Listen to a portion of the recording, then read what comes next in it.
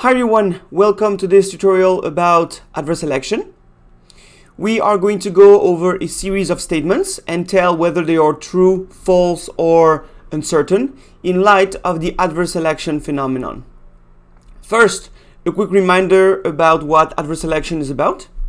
Adverse selection is the consequence of a situation where one agent or several agents have hidden knowledge about something related to the transaction they are making. So, if you think about the perfect competition conditions, this time we are violating the perfect information assumption.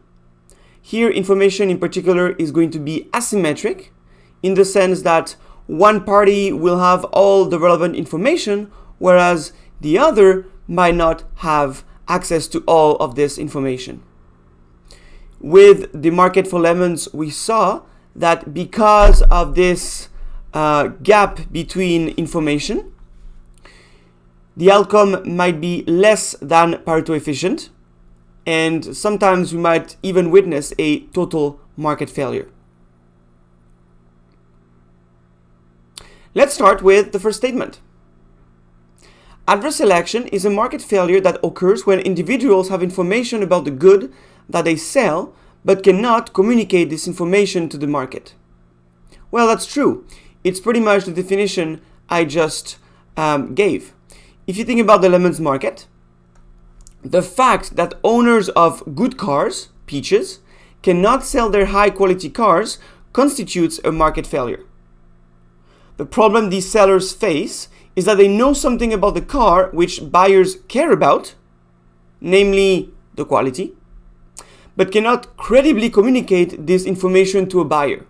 And the credibly communicate is very important here. A seller will always say that what he sells is a very good quality product. He will never say that what he sells is a bad quality product. Because sellers will always say that, whether they sell a high quality product or a low quality product, buyers cannot believe such an information. This is not credible. Sellers who would like to communicate about the quality of their product might resort to other measures. Something like a warranty can be used as a good signal, or simply they can reinforce the information around their good by providing inspections, certificates, or some sort of standards. They hire a third-party firm which is going to conduct an inspection on the product and then give a stamp of approval or not, which will signal something about the quality of the product. Now let's go over an insurance problem. Private life insurance will never insure a cancer victim. After all, a cancer victim has a high probability of having to go through medical procedures. So the insurance company might have to pay a lot of money to the insuree if he has cancer. Well, that's not a reason why an insurance company would not insure a cancer victim. So this statement is false. The problem is not that the customer is a low type customer, as in unhealthy, as in cancer victim, or maybe a smoker, or maybe a risky driver. The problem doesn't come from their type, rather it comes from the information that the insurance company has about the customer. So even if the medical record of an individual suggests that his probability of becoming sick is elevated, an insurer would still be willing to insure the individual as long as the company doesn't suspect him to keep other relevant information hidden. If I am an insurance company and I know that my customer has cancer, then I can choose the insurance premium accordingly. Of course, there's a higher chance that this customer needs to spend money in medical expenses, but the insurance company would then increase the premium to reflect the increase in the potential or expected costs. So The problem is not that somebody is a more risky type than another. The problem is that the company doesn't know about it. If the company knows and thinks this is the only relevant information, then the company will choose maybe a higher insurance premium, but it will be willing to insure a cancer victim.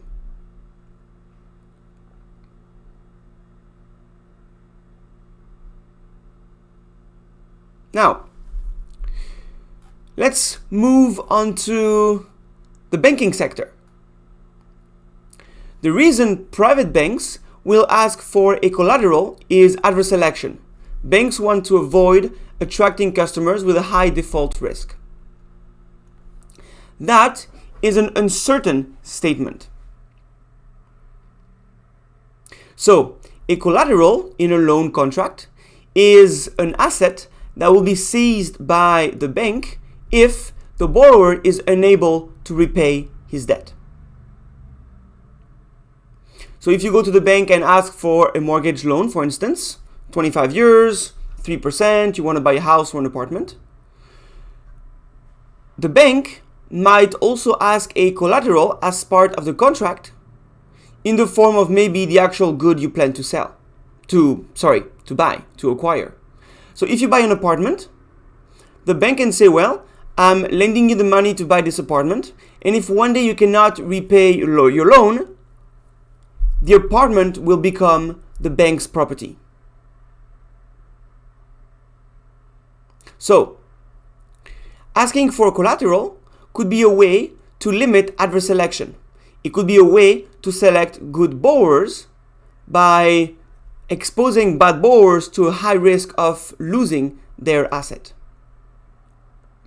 If a bank asks for a collateral to secure the loan, a borrower who is more likely to default will indeed find a loan less attractive than a borrower who is less likely to default.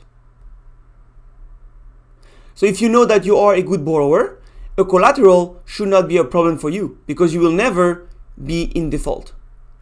But if you know that you are a risky borrower because you might have to spend this money somehow and you're not sure if you can repay the loan, then you must be aware that you might lose your house or your apartment.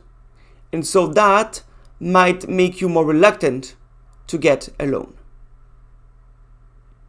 So collateral can serve as a screening device to alleviate a problem of hidden information. If you impose a collateral on the contract, then the ones who accept are probably going to be the borrowers who are relatively safe, the ones who are confident they can repay their loan. Now, that's the adverse selection side of the story. A collateral can also be used to alleviate the moral hazard problem. Moral hazard happens where, again, one side of the contract has less information than the other, but this information is about the actual action of the agent that is not observed by the other side, by the principal. In the case of adverse selection, a driver is inherently good or bad. That's in his nature. In the case of moral hazard, a driver decides to drive in a risky way or in a safe way. Again, every time, the car insurance company does not observe that. The car insurance company doesn't know if the driver is good or bad. That's the adverse selection part. Moreover, it doesn't know whether the agent is actually driving in a risky way or in a safe way.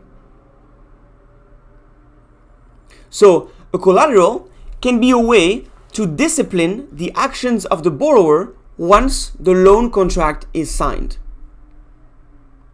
In the absence of a collateral to secure the loan, borrowers may have an incentive to default strategically, which means they do not repay the loan although they actually have the funds to do so. So, if they do this and there is no collateral, then they can walk away. Imposing a collateral will make them lose their asset if they decide to not repay the loan in a strategic fashion. So collecting an asset upon default makes this kind of strategic default much more costly and thus less likely. So here the collateral serves to alleviate a moral hazard problem with a hidden action. The collateral can be used for both purposes. Not only it helps selecting the good kinds of borrowers, moreover, it helps monitoring, it helps keeping the borrower disciplined once the contract is loaned, because now the borrower is exposed to the risk of losing his asset. So collateral is a pretty powerful measure. In insurance markets, there is something similar called a deductible. A deductible is an amount of money a customer has to pay in the case he gets into a car accident. So he pays the insurance company at the beginning of the year. If he gets into an accident, the insurance company covers some part or the full loss. But in the case of an accident, the company is also asking a bit of money back in the form of a deductible. It is like paying something to the insurance company as a punishment for getting into an accident. So at the end of the day, even if you ask for full insurance, as in the full damage is being repaid by the insurance company, the deductible that you have to pay will, at the end of the day, make it a partial insurance contract. And because it's partial, it means that you do not end up with the same amount of money in the absence or in the presence of an accident. So in this sense, the customer is exposed to risk. By exposing the agent to risk, he will have an incentive to exert the good behavior. In the case of car insurance, that would be to drive safe. In the case of credit markets, it would be to repay his debt every month according to the repayment schedule. In the case of health insurance in general, it would be to stay healthy, maybe avoid drugs and stay healthy. Or in the case of the labor market, that would mean to provide effort at work. Work hard, pretty much.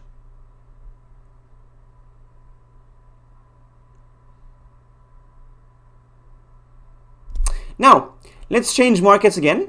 Let's go to the cab drivers market. Cab drivers that lease their cab from the company for a fixed fee and can keep the profits for customers for themselves have less incentive to work hard, so they can take fewer breaks or pick up new customers and so on, than cab drivers who work for a 50-50 share of the profit they generate. So here we are going to compare two contracts. The first contract has the cab driver pay a fixed amount to the company to be able to use the car. Then any money made on a customer is the driver's money. The other contract says that cab drivers have to share 50% of their profit to the company. So whatever money they make at the end of the month, half of it has to go to the company. Now, we are going to see whether one contract or the other give less or more incentives to work hard. Note that this is actually a moral hazard problem. It is not so much about adverse selection, but it's about providing effort on the job. Well, if you think about it, you will quickly find that the answer is false. So, if a cab driver, pays a fixed fee to the owner of the company, the cabbie will collect 100% of the customer at the margin. At the margin means that any extra dollar will go into the cabbie's pocket in full. With the second contract, for any extra dollar made, the cab driver will only perceive 50 cents because the remaining 50 cents will go to the cab company. So, he has less incentive to make an extra dollar when he shares 50-50 than when he gets the full money for himself. And more generally, this type of contract is used to solve the moral hazard problem. The idea is that once the cab driver pays his fixed fee to the company, then all the money made on customers will fully go to his pocket. So he will have an incentive to work extra hard because any extra hour worked will fully go for his own profit. So the principal can hire an agent. So the principal will be the cab company, hire a driver, that's the agent, and claim a fixed revenue from him, fixed amount, like a rent. This way, the agent's revenue is any money made after paying the principal that fixed amount. We call this making the agent the residual claimant. He can claim the entirety of the residual after paying the rent to the company. So he earns 100% of the residual profit. And so the agent has incentives to work hard as any extra dollar made is for him, as opposed to just 50 cents if he is sharing with the company. It is a way to make sure that the driver is going to work hard. It is, of course, in the interest of the cab company that the driver works hard, because that car with the name of the company on it will be seen more often in the streets. So that's a good promotion tool, a good advertising tool. The company can just claim a fixed amount of, let's say, $1,000 a month from the driver. And then the driver has, after paying $1,000 to the company, can work as much as he wants and will perceive the full amount of money made.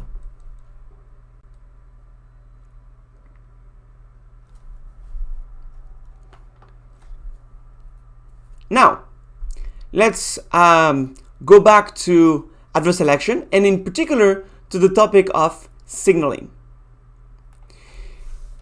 The last statement says, increasing academic tuition fees can increase the number of applications to a program. That feels counterintuitive, right? If a school is more expensive, how come there might be more applicants? Yet, this statement is true. So, it may increase attendance if getting a degree is affordable for everyone. So, let's think about it. If the degree is affordable for everyone in the first place, it might lose some of its signaling value. You might not be able to signal your ability if people of other abilities are also taking this degree. So in such a case, high ability students do not have an incentive to enroll in the program, as it might not help them signal their ability on the labor market. Remember that for a signal to work, it must be credible and costly to fake.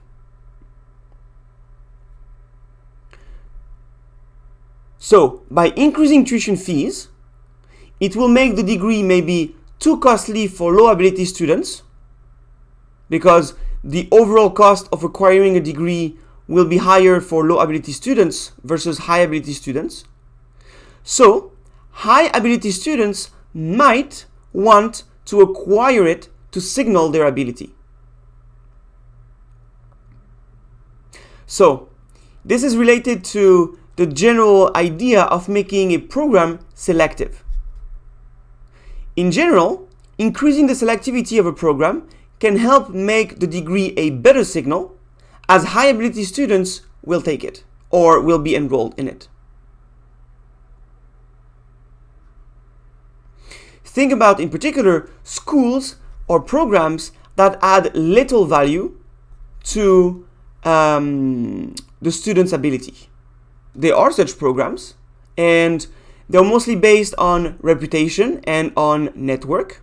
They provide a very good network of firms, a big alumni network. They propose a lot of co-op positions and so on. So students enroll in that program might not learn a lot of new things from the program, but they might get a head start on the job market because the school has a well-developed network with alumni and different firms. By making the program selective, and I mean not only in terms of tuition fees, it could also be in terms of limited number of seats and selection based on the resume, like GPA, other courses, and any other resume skill,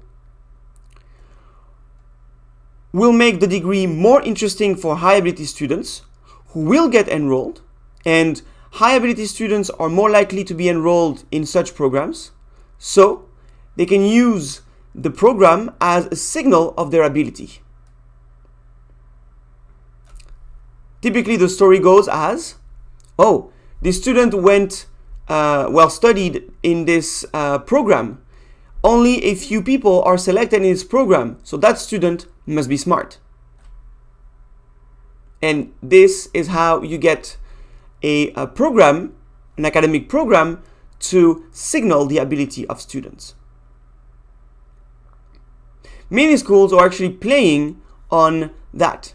They are limiting the number of seats in their programs as a way to signal, well, we only have a couple of students, but they have been carefully selected, so they are good students. Of course, these programs also work on improving the skills and the ability of these students, but they don't necessarily need to focus on that too much when they already have a good reputation, plus an extensive network that they can use to prepare their students for working life. There are also programs which are highly selective and also very challenging. So not only they select very smart students, high ability students, but they also challenge them with difficult things to make them even better, reinforcing the reputation of the program. Remember that in real life, academic programs always improve students in one way or another. The model seen in class, the education as a signal model, is a model where the school or the education doesn't change the ability of the student. That's a very extremely simple case, just so that we could extract the intuition of the separating equilibrium versus the pooling equilibrium. In reality, education also increases the ability of students, but some programs also care about selecting good students, high ability students in the first place, to reinforce their reputation.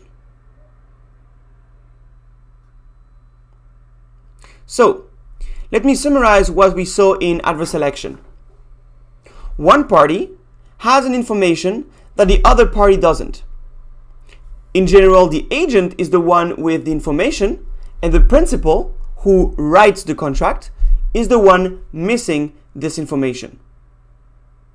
An employer would be the principal, a worker would be the agent, a driver would be the agent, the insurance company would be the principal.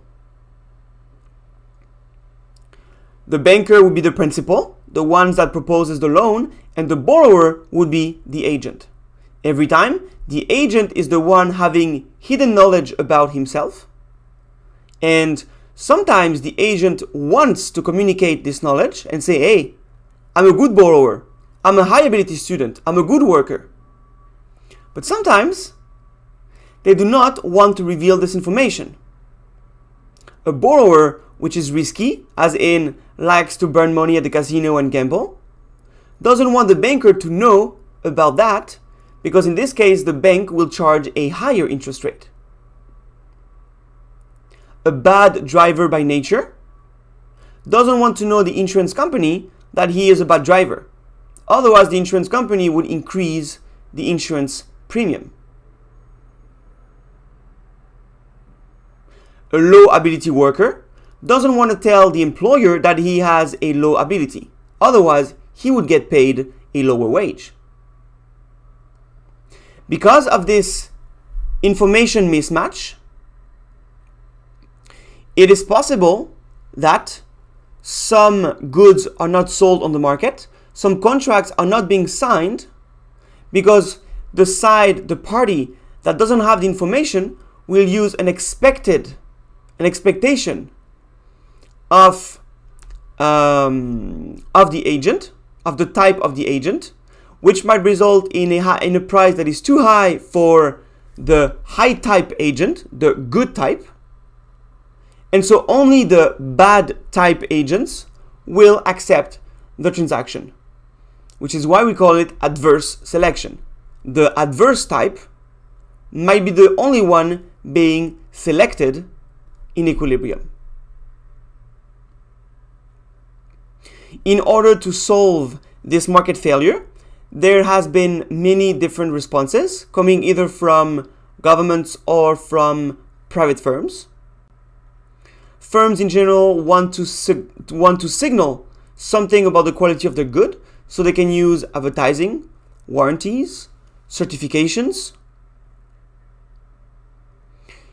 Workers and students want to communicate about their high ability, so they might use education as a signal of their ability. And governments sometimes just simply make things like insurance mandatory to avoid having only one part of the population being insured and not the other. By making it mandatory, everybody will have to be insured, whether they are the risky type or the safe type. Signaling doesn't always work. It has to be credible and costly to fake. You need these two conditions for a signal to be effective. If it is not too costly to fake and anybody can get it, then there is no incentive for the high type agents to acquire such a signal, because the signal will not be useful. It will not help the principal distinguish types apart. This is what we call the pooling equilibrium, where everybody is in the same pool. If it is too costly to fake for one type of agents but not the other, then the high type agents might want to acquire this signal because it is too costly for low ability agents to acquire it. So, once the principal sees somebody with this signal, be it education, warranty, and so on, then the employer or the principal will conclude that the agent is a high ability or a high type agent and will pay him or offer him a contract accordingly.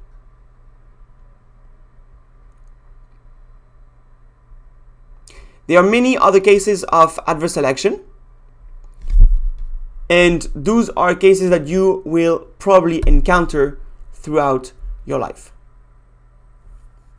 That's it for this tutorial on adverse selection. Have a good rest of your week and see you in the next one. Bye.